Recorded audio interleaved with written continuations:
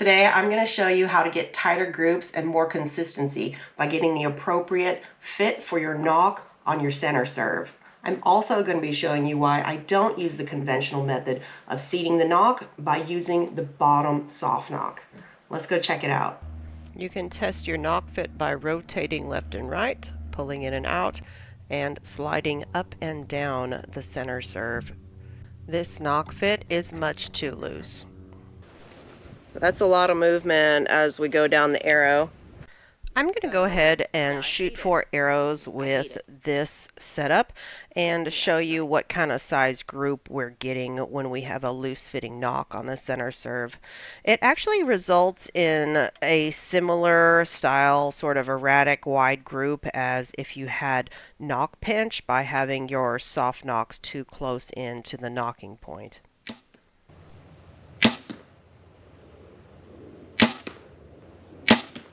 Here's our group. We have left and right is pretty close, about 1 finger span apart for the widest distance. We've got 2 that hit a little bit low, so about 2 fingers low. So that's like a 1.5 inch group at 20 yards. Here's a still frame from 3 of the last shots.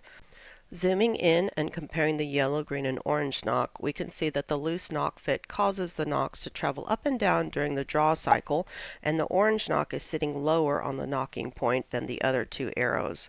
Looking at how this impacts downrange, we can see that the orange knock arrow hit higher than the other 2 arrows because the knocking point was altered by having a loose knock fit. Here's a zoom in and slow down of the knock travel during the draw cycle. The knock slid down and then came back up at the end of the draw cycle.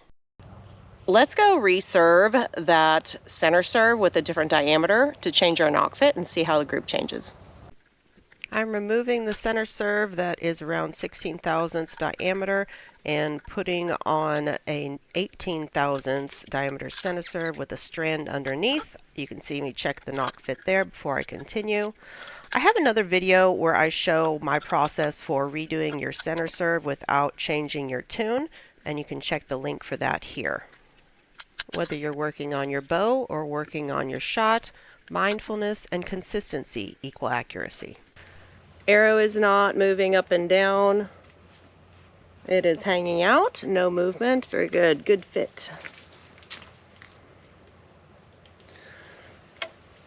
Then we come to full draw. You can see the knock fit here, staying towards the top, staying on the top.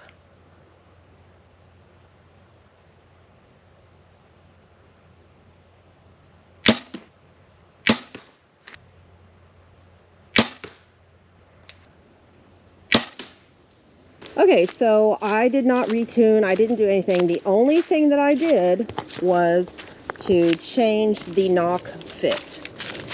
Okay, so 20 yards again. My point of impact did not change, okay, because I was meticulous in making sure that my knocking point and my peep height and everything stayed the same. So left and right didn't change, up and down didn't change. We were hitting bottom of the tack before. This time we're hitting bottom of the tack, except you can see there is no left and right. There is no up and down gap.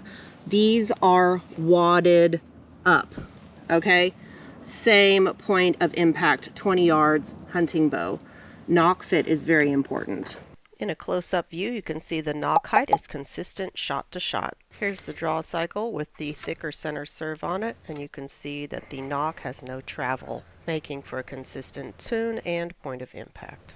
Knock fit is something that's really important, and when the diameter of your center serving is not matching the thickness that you need for the inner diameter, I guess you could call the groove of your knock, then you're going to get movement of that knock on your center serve, and that transfers down the arrow downrange. So this is the method that I use, and I have several reasons for doing this style of setup where I have that gap underneath my knock before I have my next soft knock.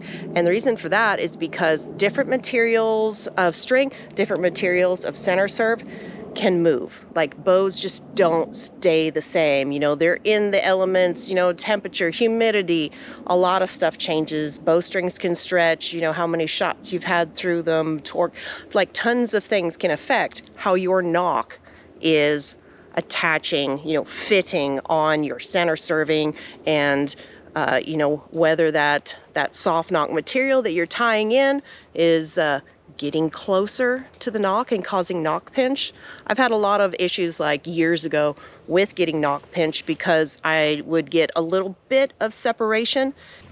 You're pulling up on your string because your D loop isn't exactly centered in the string. And when you are drawing back and getting your anchor point, you are pulling from the bottom up, and that's why we have more loops on the bottom soft knock than on the top to keep that D loop in place.